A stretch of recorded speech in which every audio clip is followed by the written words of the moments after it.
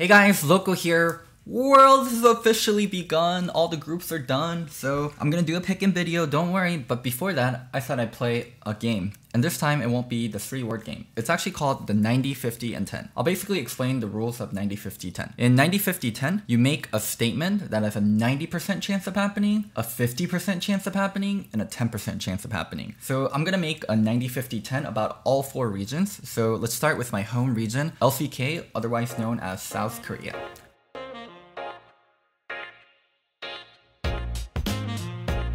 So my 90% statement for Korea is Korea will have one team in the finals. I think the representative that Korea is sending this year is extremely strong. SKT, need no intro. It's Faker's team. They're the only team to have won Worlds 3 times. Griffin, they're also a giga talented team. They don't have a lot of international experience. Their only international experience is actually only Rift Rivals, but there's so much standout talent on this team. Chovy, Viper, Tarzan. There is some choke potential, but still a strong rep. And then Damwon Gaming. They are the weakest of the 3, but they still pack a punch. And a player I want to highlight is Showmaker. Everyone talks so much about Nuguri, but in play-ins, I thought Nuguri actually played so disrespectfully. And I'm a little bit worried about him, but Showmaker is so consistent. One of the best laners at Worlds. Like, there just has to be a lot of credit and respect given to Damwon Gaming. So between these 3, I think one of them will make finals. So yeah, that's my 90% statement for Korea. My 50% statement is Griffin does not make it out of Group A. Griffin recently let go of their head coach, CV Max. For teams, it's very different what a coach does, but for Griffin, CV Max was extremely heavy-handed. He brought the team all the way from the depths of Korean Challenger League to all the way to LCK finals and multiple first place finishes during the regular season. He just played an extremely crucial role on this team, and in general, coaches in Korea have a lot more say, and what they think of the game shows a lot more in gameplay, and it definitely did with Griffin. He believed in team fighting. He believed in standardized, pure synergy in team fights. He wanted to have a team where everyone would know their exact role in team fight, and Griffin was that team, and he played such a huge voice. So I think missing CV Max is gonna be a huge problem for Griffin. Also, G2 is G2. G2 is my favorites to take it all. They are an extremely strong team in their group. C9, they are overperformance. C9 always does a little bit better than we expect them to. And also, if Griffin is too worried about G2 and they don't prep well enough for C9, they could definitely drop games. So yeah, that's my 50%. Griffin doesn't make it out of Group A. And my 10% is we get a Korea versus Korea finals. It seems weird to say after me saying all my doubts about Griffin and Damwon Gaming, but on the high end, these teams still have a lot of potential. These are not pushover teams. Yes, they have flaws, but there is a high end to this team. Like, there is a high end to Griffin figuring it out, Griffin still being really functional without CV Max and not choking. There's also a high end to Damwon Gaming. Maybe Nuclear finds a role where all he does is not get rolled over unless the solo laners carry. Like, there is a world where I think we get a Korea versus Korea final. Not likely, it's a 10% thing. The draws in quarters and adapting to the meta will be very important, but possible. 10% chance that we get a Korea versus Korea final.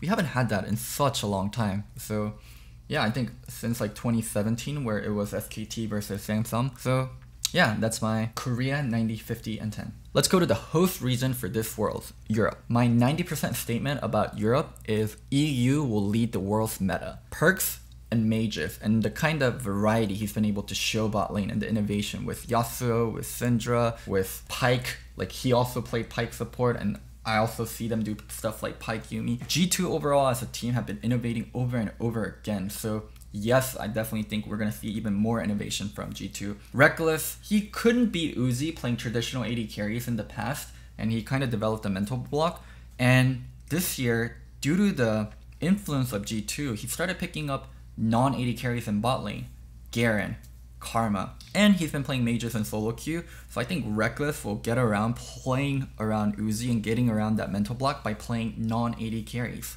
Also, I think TF as a pick is going to be extremely strong, and Nemesis showed why. So in the past, TF had problems in the 2v2s and actually like just fighting and getting priority due to you're a weak champion, you don't have an ultimate, you don't have an E, you don't have a combat spell. Your 2 combat spells were W and Q. But when you add in a support that roams a lot, and that also brings CC and bit of damage along with Ignite, like a Nautilus, Rakan, Pike, the popular supports in the meta, in the 3v3, TF Gold card is extremely powerful. So yeah, the early skirmishing will matter a lot, and I think TF is a pick that Fnatic will kind of show everyone else, hey, this pick is extremely important and strong. EU, but mostly G2 and Fnatic will lead the meta, and it'll be up to the other teams to adapt. My 50%. So my 50% is G2 wins Worlds. G2 is special. They're a team with so much talent across the board. They're a team that is so flexible and creative in draft. They're a team that has insane mentals. How many best of 5s did they come back from when they were behind? Like they were 1 and 2, they were 0 and 2, and they came back from so much best of 5 versus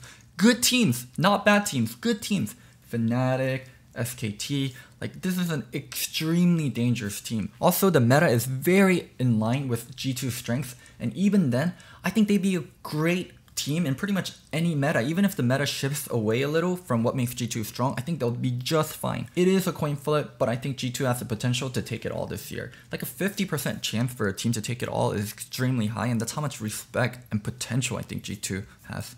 Finally, my 10% statement for Europe is G2 is the only team to make it out of groups for Europe. Fnatic is in a group of death. It's one of the strongest groups ever in Worlds. Clutch Gaming will play spoiler to them if they drop a single game. They're a very draft dependent team that can get figured out in the second half of groups. So yeah, Fnatic is relying on core picks to perform, and Fnatic drafts in crucial games left me face palming.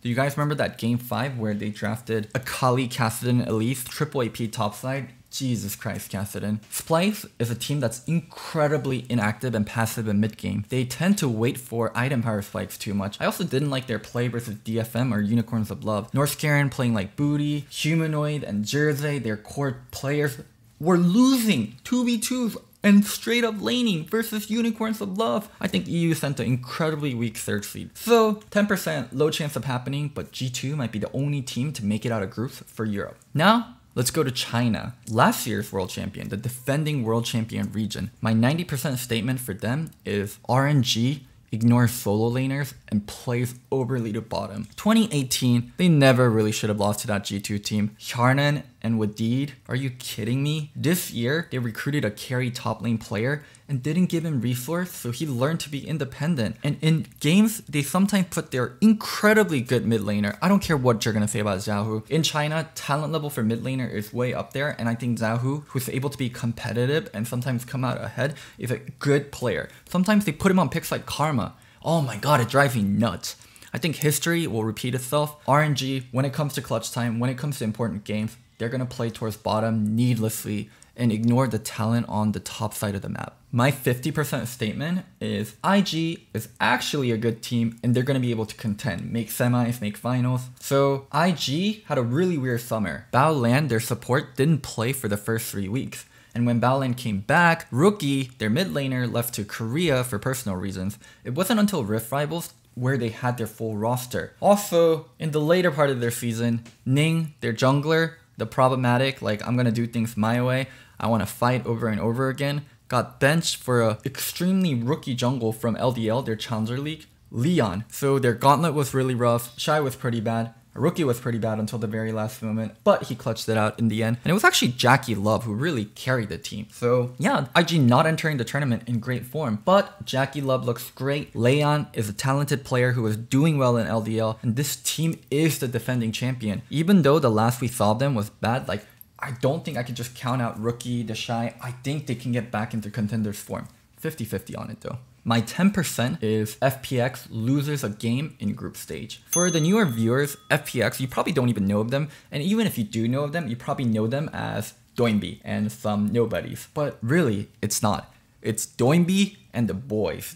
FPX is a squad. Gimgoon is a god tier gangplank, probably the best gangplank in the world, and he's actually good on other champions too. He can play carry if he can be left alone. He's such a flexible and a solid top laner. Tian, their jungler, incredible synergy with Doinby. He's smart, he has great pathing, he always finds a way to get ganks.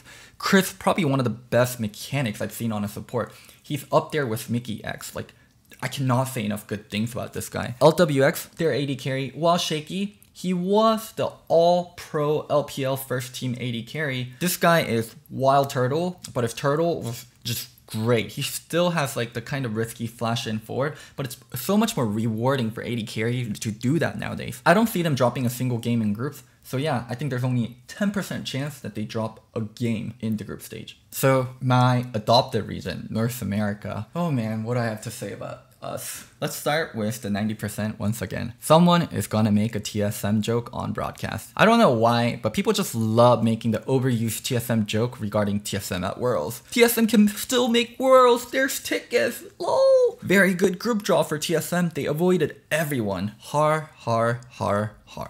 I'd even say 100%. Someone's gonna make an overdone, overused TSM at Worlds joke, and I won't be laughing. My 50% statement is no North American team makes that out of groups. C9 without Jensen? Jensen was core to C9 every time they did well at international stages. He always stepped up and overperformed and was good as or better than international mid laners. Also, C9, you're in an incredibly hard group with Griffin and G2. TL, on the other hand, they're in a group with potentially two strong teams. They could be weak. IG and Damwon, we really don't know how they're going to show up. Damwon didn't have a very good play-in, and IG didn't have a very good gauntlet. So yeah, Team Liquid is in a group with potentially two strong teams. So for Clutch, I checked the time, and it is not Tanner time. Actually, it's never going to be Tanner time once group starts. I don't know, man. Clutch, you guys can do cute stuff, but I really just don't see you making out of Group C. So yeah, I think there's a 50% chance that no NA teams make it out of groups. My 10% is Team Liquid makes semifinals at Worlds 2019. We talked about the Team Liquid group. It's actually so winnable for TL. There just has to be thrown some respect towards TL. Jensen Impact has always performed internationally. Doublelift should have a newfound confidence with Core JJ. Xmithy, Jake. Now this is where I see a little bit of problem, but it's not an unsolvable problem. It's not like Jake is terrible. It's just he doesn't really compare to junglers at Worlds like Tarzan, Yankos, even Svenskeren, Karsa, Tien. I mean, I could just name them. Canyon. But Jake isn't terrible. He can still be a good functioning piece for Team Liquid. And if TL can get first seed in Group D, I can see them having a good chance versus a lot of the seed 2s. TL overall as a team preps incredibly well for best of 5. I mean, we saw them demolish IG in the best of 5 at MSI. They just prep well, they just adapt well. I'll give them a 10% chance that TL makes semis and gives NA another international performance that we can be proud of. I hope you guys enjoyed the content. I'm so excited that Worlds is here. I've been trying to get more and more videos out. And yeah, don't forget to like, subscribe, and comment. Check out my Twitch channel, twitch.tv/Locodoco. And one last thing, I'm not crazy, I'm just loco. Bye!